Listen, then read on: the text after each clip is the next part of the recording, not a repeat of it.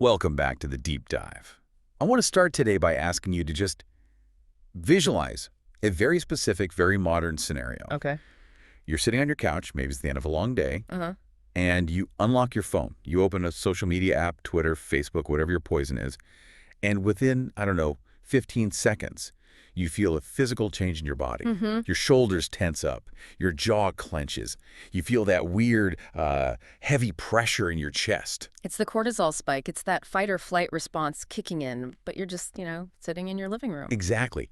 It's that overwhelming noise of everyone, everywhere, demanding that you pick a side Yeah. right now. Right. You'd have to have an opinion on the latest bill, the latest scandal, the latest viral video. And if you don't have the right opinion, or if you don't express it loudly enough, you are somehow complicit.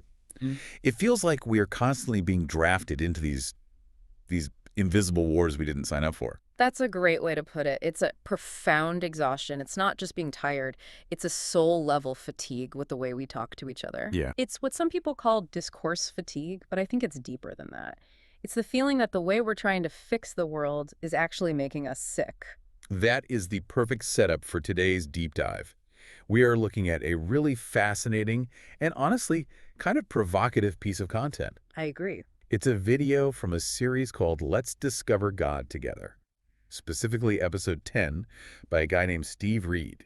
And the title is Why I Don't Get Involved in Politics or Religion. And I can just hear the brakes screeching for some listeners right now. You see a title like Why I Don't Get Involved in Politics, and the immediate reaction is usually skepticism. Oh, absolutely. Yeah. I'll be honest, when I first saw the title, my guard went up. I thought, okay, here we go. Another guy telling us he's checked out. Right.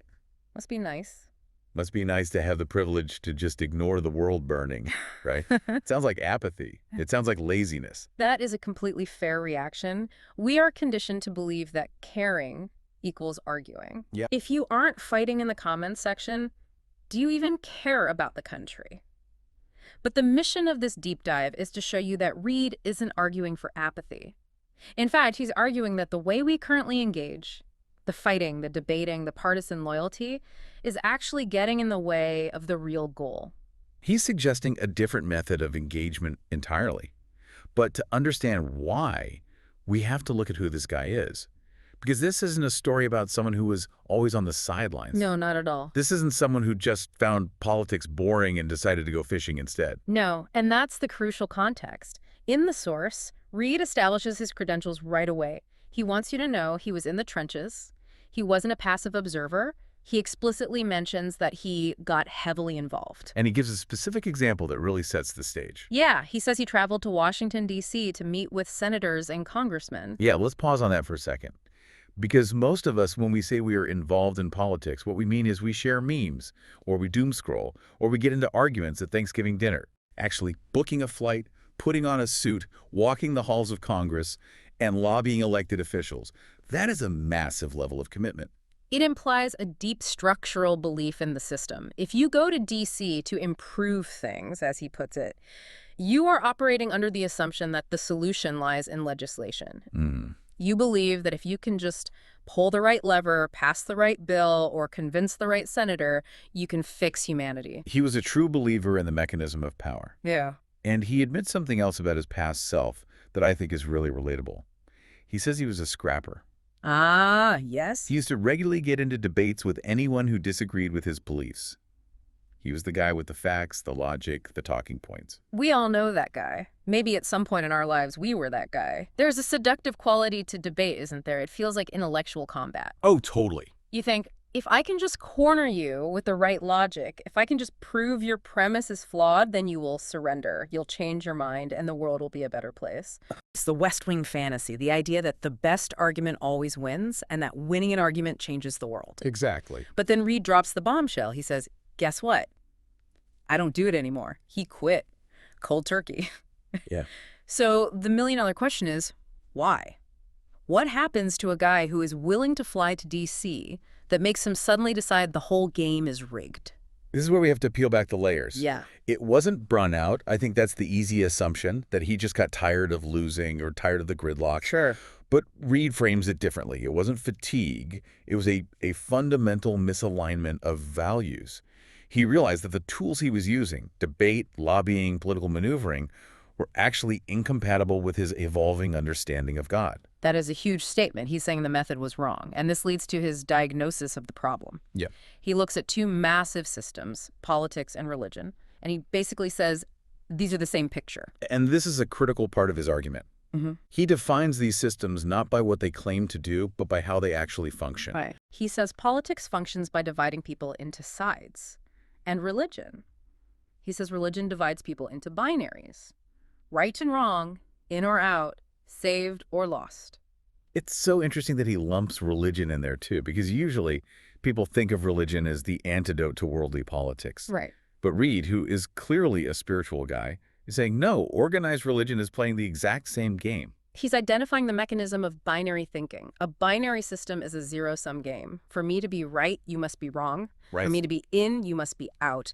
These systems require an adversary to function. You cannot have a political victory without a defeated opponent. You can't be one of the saved unless there is someone who is lost to compare yourself to. It's an othering machine. It's designed to create separation. Precisely.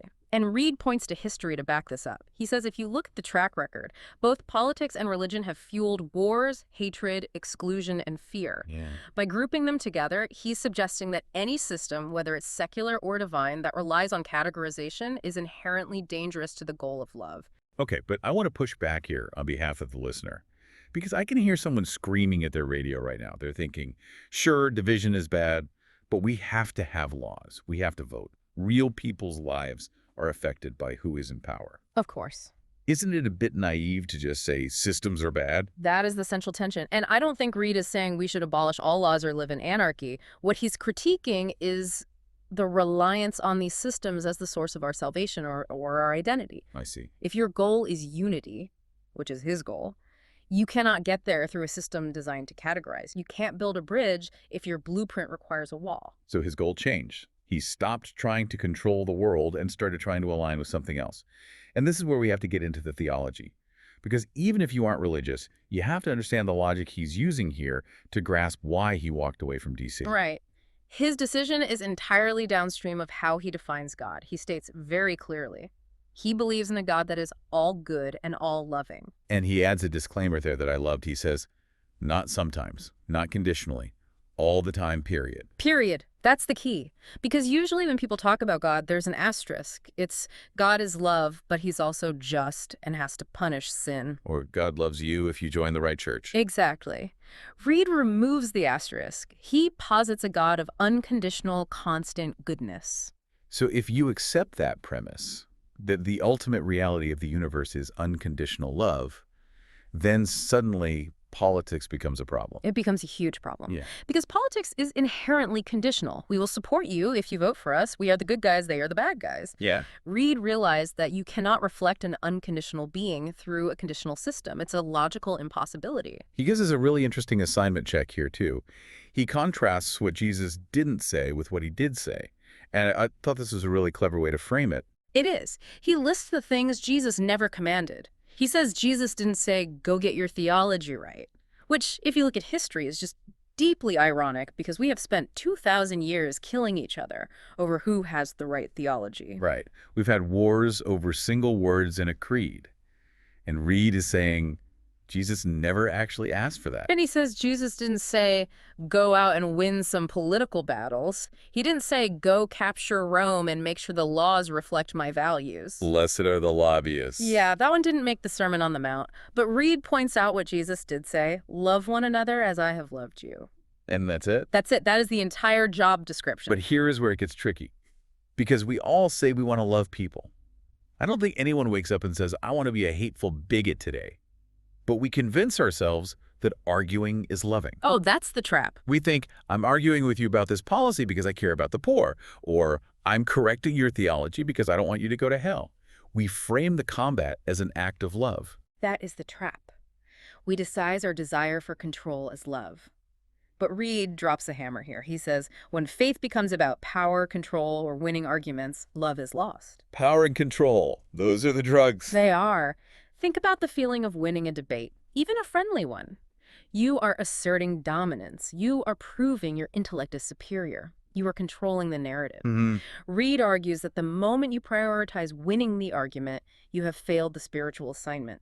You might have the correct facts, but you have the wrong spirit. You've prioritized being right over being relational. Exactly. And he goes even further. He says that when love is lost, we no longer reflect God. Which is a massive statement. It is. He's essentially saying that winning a political or theological debate might actually be a spiritual failure. You might crush your opponent with logic, you might get the most likes on your tweet, but in doing so, you have disconnected yourself from the source of love. It connects back to that desire for control. We use politics and religion to control our environment, to control other people, to make the world feel safe and predictable. But love surrenders control. Love is vulnerable. You Mm. can't control someone and love them at the same time. You have to pick one. I have to say, listening to him explain this, Hmm. do you feel that sense of relief? Like physically? Yes. Because the burden of having to be right all the time, it's heavy. It's exhausting to always be on patrol, looking for errors in other people's thinking. And Reed's philosophy basically says, put it down. You don't have to carry that. It is a relief, absolutely. It's the relief of resigning from the job of general manager of the universe. But, and here is the skepticism again, if you put down that burden, you have to pick up a different one. Right. And Reed would argue that the new burden is actually heavier. How so? Well, it's easy to have an opinion about a stranger. It's easy to judge a demographic. It is incredibly hard to love a person who annoys you or who votes differently than you or who believes things you find abhorrent. Reed isn't offering an easy way out. He's offering a path that requires immense discipline. And this brings us back to that fear of apathy we talked about at the beginning, because Reed anticipates that people will think he's just checking out. He knows people will say, oh, so you just don't care about the issues anymore. Right. He addresses that head on. He clarifies that this withdrawal isn't because he doesn't care. He says, and this is a key quote, "It means I care too much about them to reduce them to labels, parties, and beliefs." Reduce them. That's the phrase that stuck with me. It's about reductionism. Exactly. When I look at you and I just see a voter for Party X or a member of religion Y, I have reduced you. Hmm.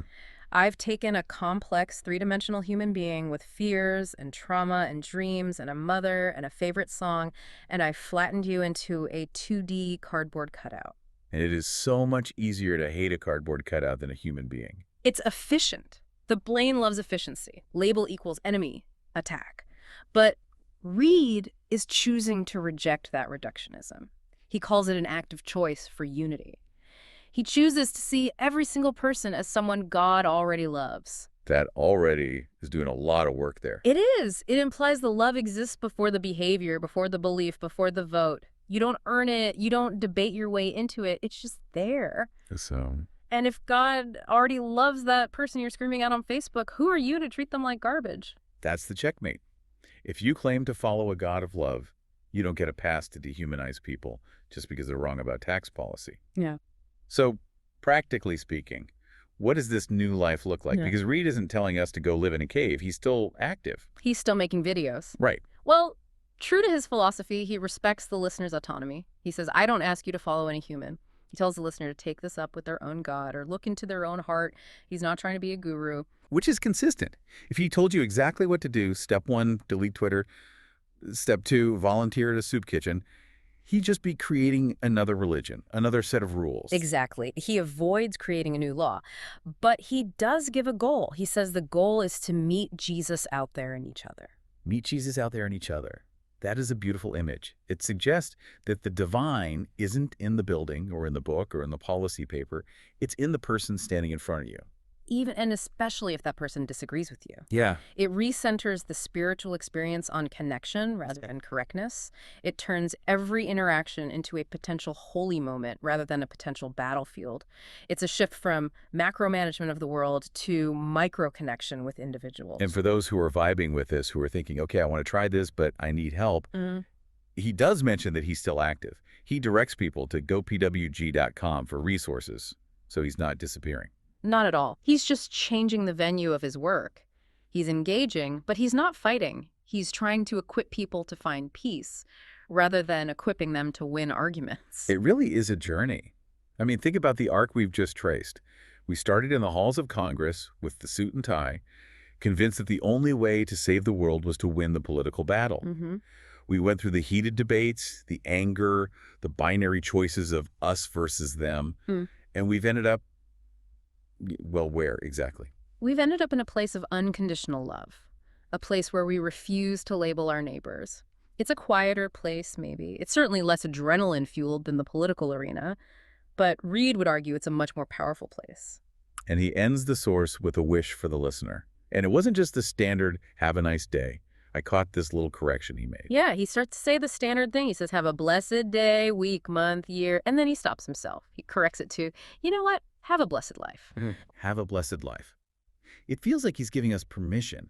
Permission to step off the hamster wheel, to stop fighting the invisible wars we talked about at the beginning, and actually start living. And not just living for ourselves, but as he adds, share it with somebody. It always comes back to that connection. So here is where we leave you today. We've unpacked the source, we've looked at the logic, but now we have to turn it back to you, because tomorrow morning, you're going to wake up and you're going to look at your phone. And the machine is going to be there.